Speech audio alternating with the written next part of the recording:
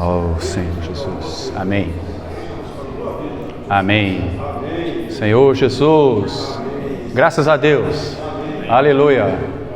É bom rever os irmãos, né? E estar junto nesse momento. Retornando agora ao livro de 1 Coríntios, né? Fizemos esse intervalo durante a conferência de jovens. O Senhor nos tocou de uma maneira muito forte.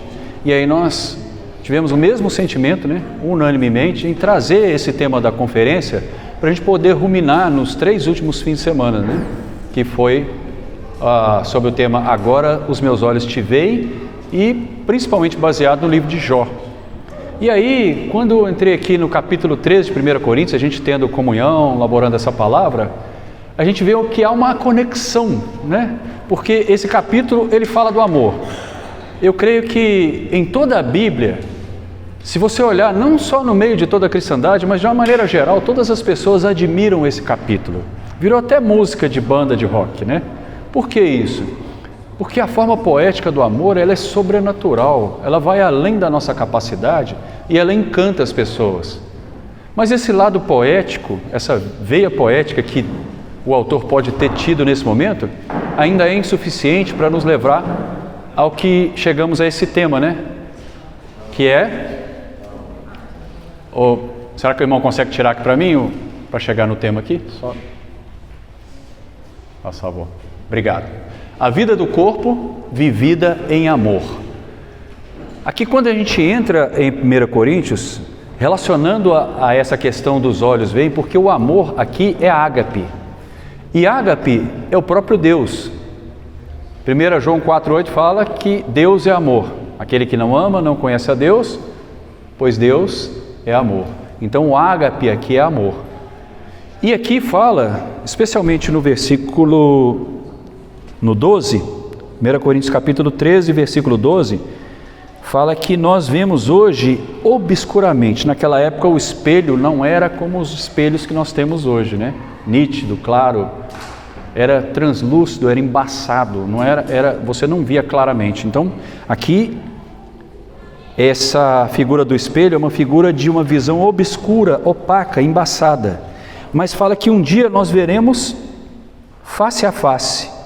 Então agora eu conheço em parte, mas então conhecerei também como sou conhecido. Ou seja, Jó, a experiência dele era de um homem temente a Deus, de um homem justo, reto e que se desviava do mal. E quem disse isso não foram as pessoas, foi o próprio Deus que falou acerca da reputação de Jó.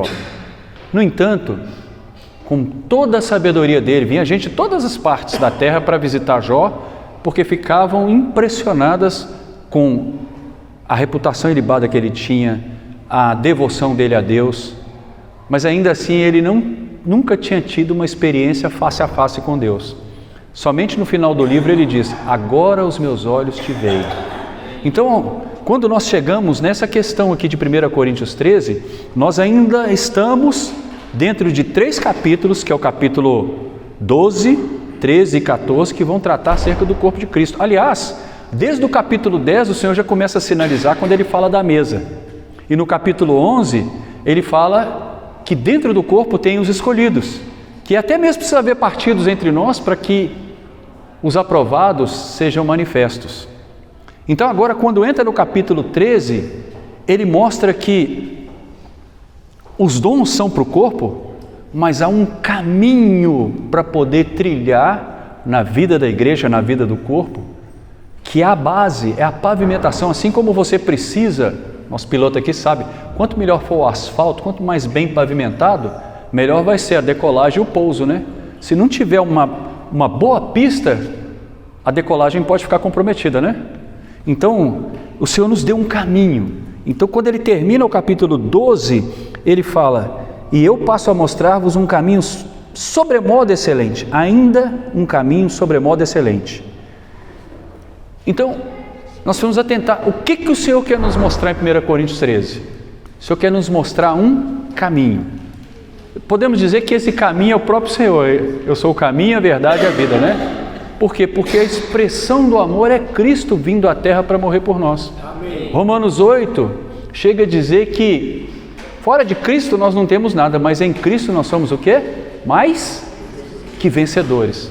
Nada pode nos separar do amor de Deus que está onde? No caminho, que é Cristo Jesus.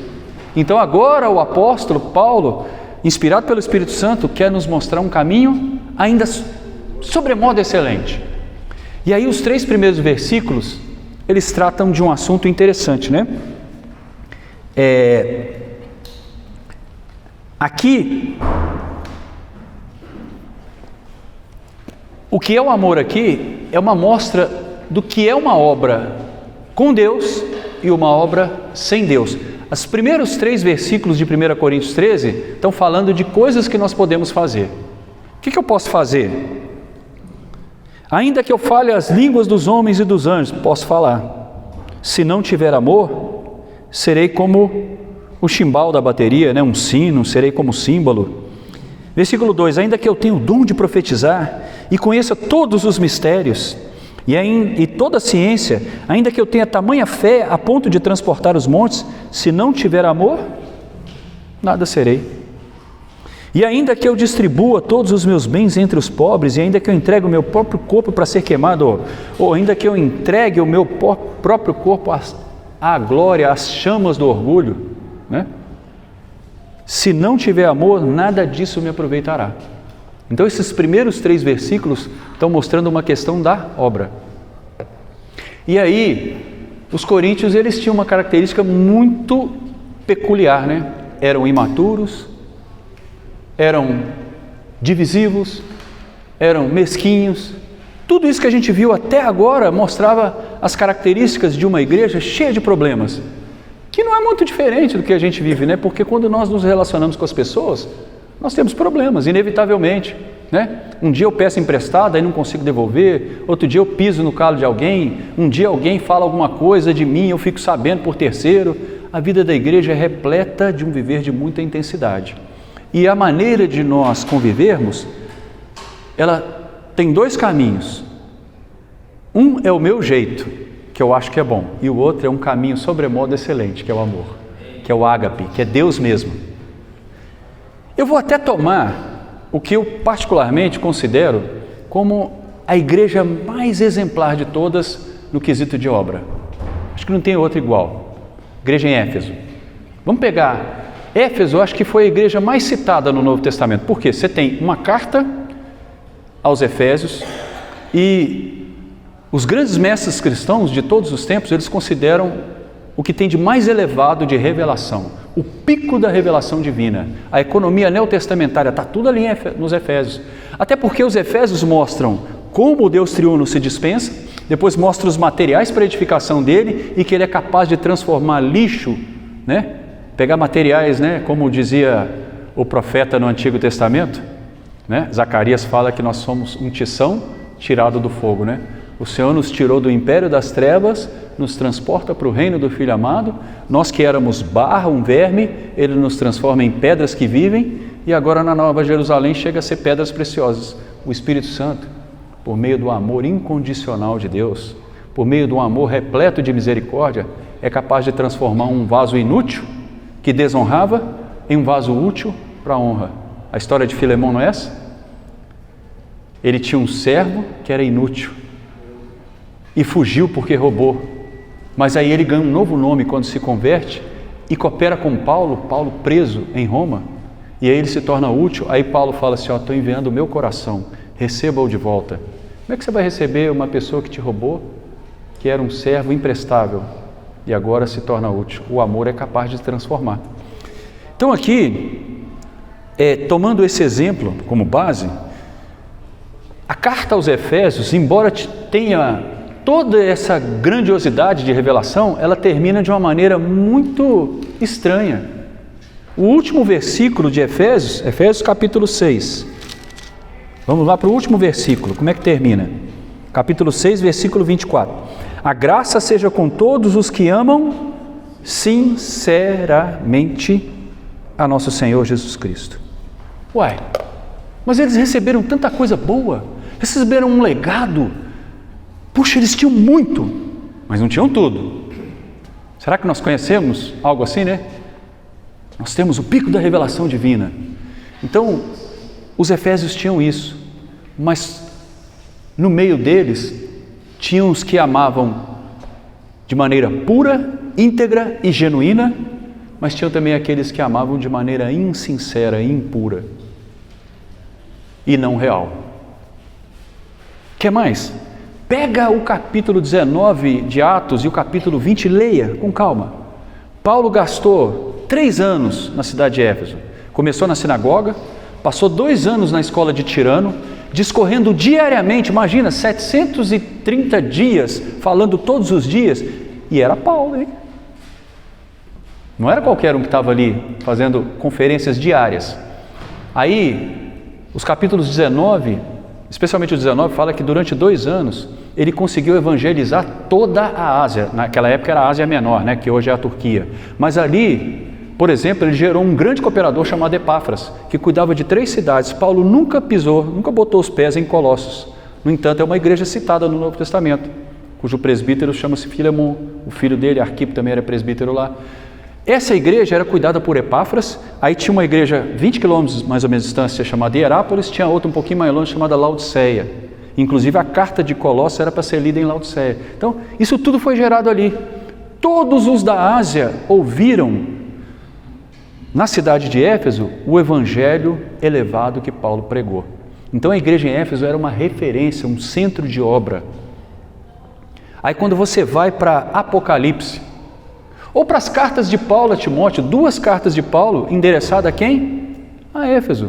Porque Timóteo, quando Paulo saiu de Éfeso, ele falou assim, ó, Timóteo, fica aí, porque você ainda precisa completar uma obra aqui para ajudar pessoas que estão querendo ensinar coisas diferentes, estão entrando em fábulas de genealogia sem fim, estão querendo discorrer coisas que nem eles mesmos sabem do que eles estão falando.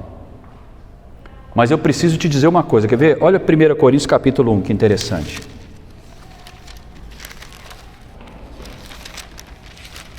Senhor Jesus. 1 Timóteo capítulo 1,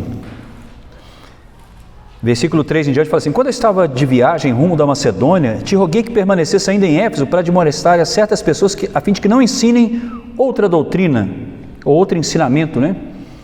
Nem se ocupem com fábulas e genealogias sem fim. Naquela época tinha fábulas rabínicas, né? Antes, que promovem discussões do que o serviço de Deus na fé, né? O que Paulo estava passando para eles era a economia de Deus, e eles estavam querendo trazer outras coisas. Versículo 5, ora, o intuito da presente admoestação visa ao amor. E esse amor procede de quê? Primeiro, de um coração puro. Segundo, de uma consciência boa. Terceiro, de uma fé sem hipocrisia.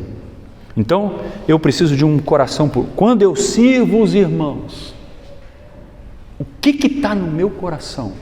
O que está na minha consciência? O que me impulsiona de fé? Eu não vejo, mas eu vou pela fé. Essa fé é fingida?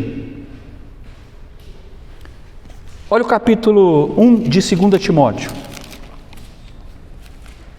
Capítulo 1 de 2 Timóteo. Versículo 3 em diante. Dou graças a Deus, a quem desde os meus antepassados sirvo com consciência pura, porque sem cessar me lembro de ti nas minhas orações noite e dia. Lembrando das suas lágrimas, estou ansioso para ver-te, para que eu transborde de alegria, pela recordação que tenho da sua fé sem fingimento. A mesma que habitou em tua avó Lóide, em tua mãe Eunice, estou certo que em ti também. Por essa razão, pois, te admoesto que revives o dom de Deus que há em ti. O dom, meus irmãos, o serviço, aquela habilidade especial que o Senhor te deu, não é para exaltação, não é para ser um Sansão. Sansão tinha uma força descomunal, era algo sobrenatural, extraordinário, mas ele vivia o quê? Se exibindo. Ele desafiava a Deus todo o tempo. Deus falou assim, ó, eu vou te dar um voto de Nazireu. Falou para os pais dele transmitiram para ele, mas ele vivia desafiando a Deus. E ele se mostrava e se gabava da força que tinha. Usou aquilo para se mostrar. Nós não estamos muito diferentes nos dias atuais. Muitas pessoas têm dons e são dons do Espírito mesmo, dados para o corpo. Porém, não é para me ostentar, né? Um dos irmãos que estava laborando com a gente hoje falou assim, olha, quando fala que o amor não se ufana é uma palavra assim, o amor não fica se ostentando, ele não se conduz de uma maneira inconveniente. No capítulo 13, do versículo 4 ao 7, tem 15 predicados pelo menos, 15 ações que manifestam o verdadeiro amor. Nós, na nossa pessoa, nós temos traços do amor, igual uma luva, né? Tem a historinha da luva Lulu, todo mundo conhece a história da luva Lulu, né? Quem já reúne há muitos anos. A luva é igual à mão.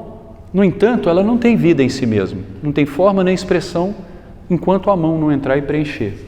Ela em si mesma é vazia, sem movimento, sem vida. Nós, sem Deus, somos vazios, somos limitados, temos traços de paciência, traços de bondade, traços de benignidade, né? Todas essas coisas estão ali. Então, voltando aqui aos 3 primeiros versículos, falando da obra ainda, eu quero trazer um pouco da igreja em Éfeso, lá no final, lá em Apocalipse capítulo 2. Vamos olhar como é que são as características dessa igreja. De todas as 7, ela foi a única que foi ameaçada de perder a condição, ser removida da posição dela. Engraçado, né? E no entanto, olha o currículo dessa igreja. Apocalipse capítulo 2. Aonde da igreja em Éfeso escreve: essas coisas diz aquele que conserva na mão direita as 7 estrelas e anda no meio dos 7 candeeiros de ouro.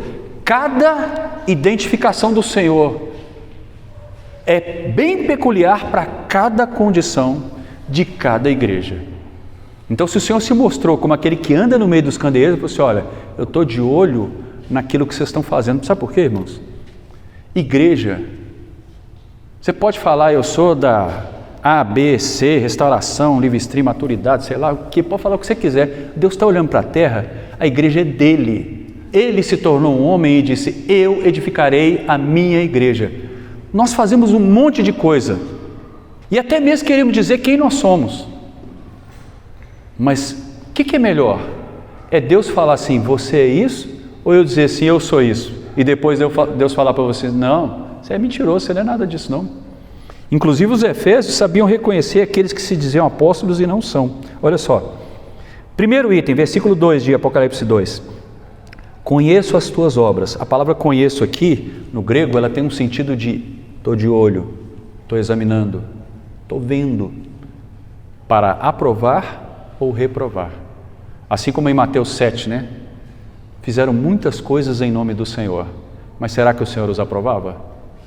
Ou era iniquidade o que eles faziam? Então aqui, ele fala, conheça as tuas obras. Agora olha o currículo dessa igreja.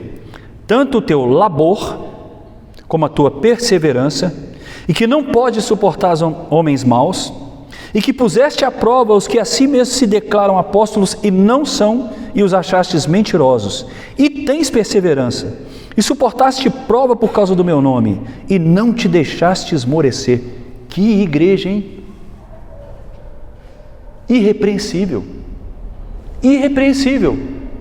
No entanto, o versículo seguinte diz assim: tenho, porém, contra ti que abandonaste o teu primeiro amor.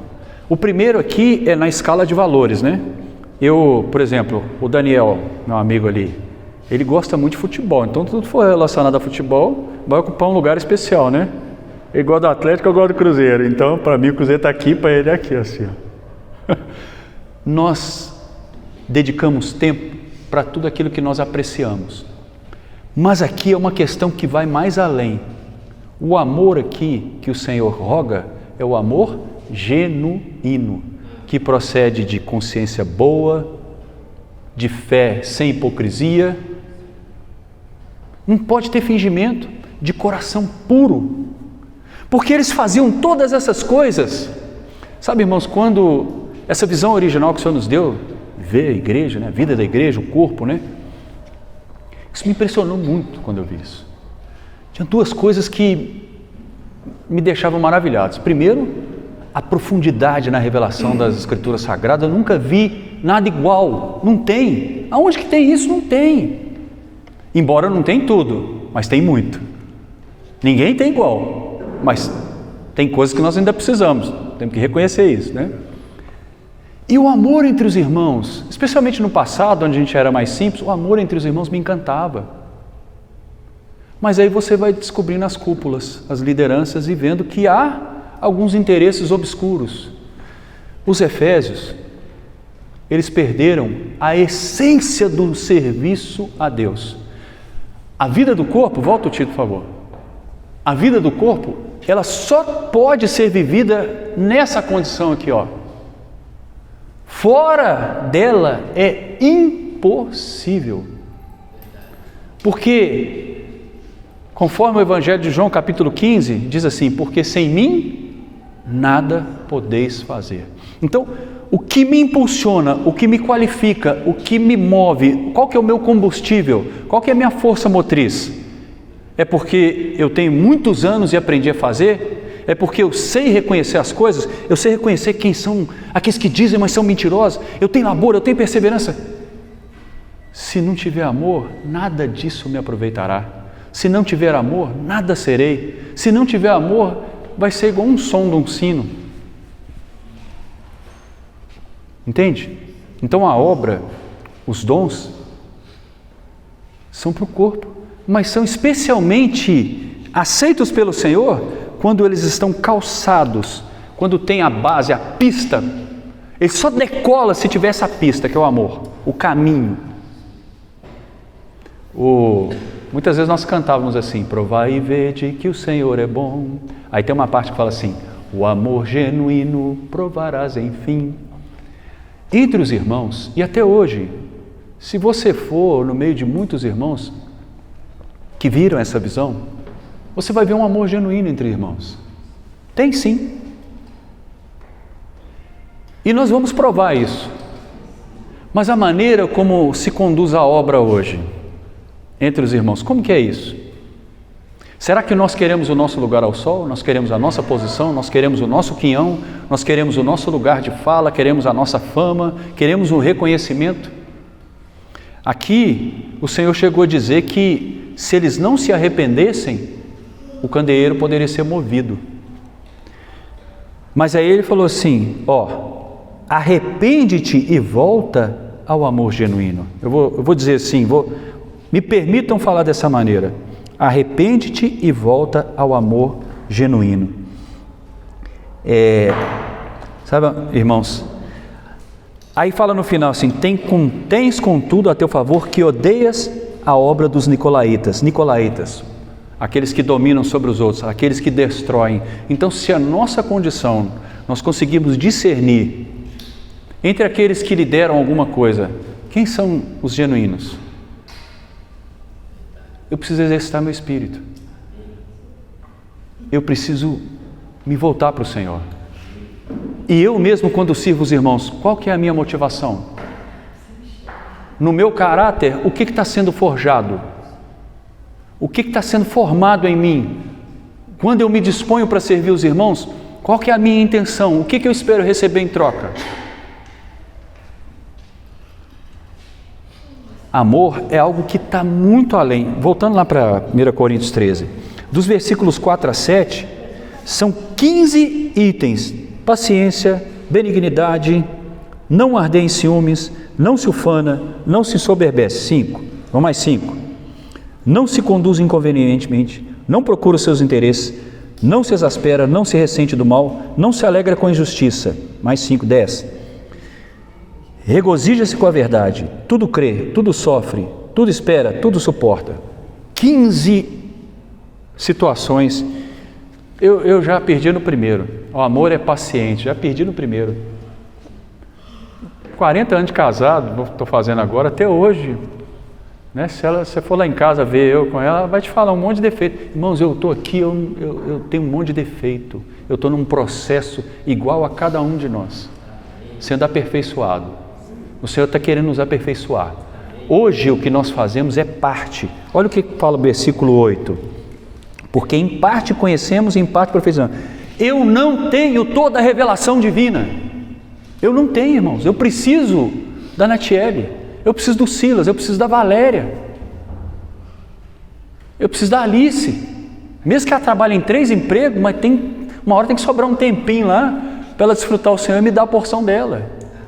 Eu preciso de cada irmão. Todos nós precisamos uns dos outros. Nós somos membros uns dos outros. Nós só nos completamos hoje quando nós estamos encabeçados por Cristo e juntos, unidos, sem preferência, sem querer o meu lugar ao sol. Se algum dia alguém disser assim, vai, senta na cadeira, e agora, irmão, e daí? Eu já estou no lucro desde que o Senhor me salvou. Eu já estou no lucro desde que o Senhor me aceitou no corpo dele. Como membro do corpo de Cristo, já só isso já era o suficiente para eu não reclamar de nada. O que eu vou pedir para o Senhor? Então aqui fala que hoje nós somos parciais, porque não temos tudo. Temos muito, mas não temos tudo. E aí continua dizendo que, quando porém vier o que é perfeito, então o que é em parte será aniquilado. Então hoje, o nosso corpo de corrupção, nossas debilidades, nossas fragilidades, nossas fraquezas, ainda um dia, irmão, né? Você vai ver algo em mim que você não vai gostar. E aí? Você vai querer desistir por causa disso? Eu sou fraco. Todos nós somos fracos. Quem é aqui que não é fraco? Quem é que não sofra que eu não sofro também? Quem é que não peque que eu não peco também? Todos nós cometemos erros. Então nós precisamos ser honestos. Fé sem fingimento. Nós precisamos ser puros. Não ficar guardando nada lá. Precisamos ter uma consciência boa. Não ficar escondendo nada. Para quê? Aonde que eu vou chegar com isso? Então aqui o Senhor está nos mostrando, um dia isso tudo vai ser tirado de nós. Graças ao Senhor. Versículo 11. Quando eu era menino, aqui toca muito a questão dos coríntios, mas toca muito a nossa questão também. Quando eu era menino, eu fazia as coisas de menino, pensava como menino, agia como menino. Efésios 4 não fala que menino é como que é? Qualquer vento de doutrina leva ele para lá, leva ele para cá, né? Meus netos agora, né? Foi eliminado o Palmeiras e o São Paulo, estão lá, agora eles vão torcer para outro time, né? Foram eliminados. Por quê? É vira-folha, né, que chama, né? Igual folha de bananeira. Depende para onde vem o vento. Agora, na fé cristã, nós podemos ser assim, irmãos? Qualquer vento me leva para lá. Quando eu era menino, era assim, mas agora o Senhor está me chamando, o Senhor está me dando uma porção especial. O Senhor está me dando uma visão de corpo de Cristo, de viver a vida do corpo em amor. Será que eu vou negligenciar? Ou será que eu vou reunir toda a minha diligência para procurar isso? Porque os anos se passam e no final das contas a gente acha que sabe alguma coisa, que decorou meia dúzia de versículo, que já serviu em conferência, já fiz isso, já participei daquilo. Não consulta mais o Senhor. Não tem mais comunhão entre os irmãos. E se nós, pela misericórdia do Senhor, dedicamos um pouco mais de tempo e nos colocamos para servir os irmãos, e aí por isso o Senhor nos dá alguma administração para fazer, ainda assim precisamos ter comunhão. Esse é o grande problema. Você acha que você conquistou uma posição? Pelo contrário, qual é a característica do maior servo que pisou nessa terra? Enquanto os discípulos estavam lá brigando para ver quem era o maior, né? Pedro falava assim, todo mundo pode negar o Senhor, mas eu não, vou contigo até a morte. E ele negou o Senhor. E João e Tiago, Senhor, quando você entrar no teu reino, só vou te pedir uma coisa. Depois mandou a mãe deles pedir de novo. E até os dias que antecediam a morte do Senhor, estavam brigando para ver quem era o maior entre eles. Aí em João 13, não vou ler, os irmãos podem ler em casa, João 13, o Senhor fala assim, eu vou mostrar para vocês o que é amor. Tendo amado os seus que estavam no mundo, amou-os até o fim. Até que ponto nós estamos dispostos a amar os irmãos e servi-los? E aí, para mostrar isso na prática, ele se despiu de uma roupa comum e colocou uma roupa de escravo, um avental. E se ajoelhou e lavou uns pés chulezento, carunchado, rachado. Porque naquela época não tinha asfalto para andar, era na terra, né? Então a expressão do amor de Cristo é essa. Será que nós estamos dispostos a pegar nas partes mais sujas das pessoas? São os pés? É a parte que dá chulé, é a parte que pisa a terra, né? Imagina, o Daniel jogou 90 minutos de futebol, depois vou lá lavar o pé dele. Tá doida? Com a chuteira, o chulé. Então assim, irmãos, o Senhor fez isso. Expressão do amor de Cristo. Para manifestar como que é o modelo de liderança que Ele estava implementando, que Ele estava trazendo. Então que o Senhor tenha misericórdia de nós, né? Porque depois de todas essas coisas aqui, Ele ainda diz assim, Versículo 12, que eu falei no princípio. Porque agora vemos como por um espelho, obscuramente. Já falei sobre isso, Então veremos face a face. Agora conheço em parte, então conhecerei também como sou conhecido. Irmão, não é uma questão de esperar a Nova Jerusalém, não. Desde já eu posso, como diz 2 Coríntios 3,18, com o rosto desvendado, contemplando o Senhor, face a face ali, para ser transformado de glória em glória. Ou 1 João capítulo 1, que era desde o princípio, que temos ouvido, o que temos visto com os nossos próprios olhos, o que contemplamos. E aí quando eu passo a contemplar, o que eu faço? Toco na vida. As minhas mãos apalparam, com respeito ao verbo da vida, não é isso? Então nós, desde já, tendo consagração, dedicação, busca, leitura da Bíblia, oração, estar junto com os irmãos, se dispondo para servir, não querendo nada além de ser um membro do corpo de Cristo, aí o Senhor vai se revelar face a face. Aí esse amor toma conta de nós, nos envolve, sabe como? Sabe aquela história lá de Ezequiel 47? Que saía lá do templo uma água, do limiar do templo, e aí essa água ia aumentando, até que um dia ela vai te tomar tudo. E aí você não se move mais por você mesmo, ela te move. Você está no curso desse rio da vida.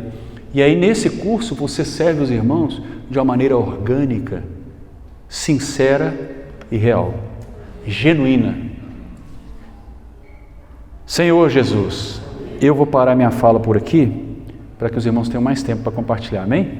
A gente podia fazer uns pequenos grupos, de 4, 5 irmãos, e depois no microfone aqui para falar para todos, amém? Jesus é o nosso Senhor.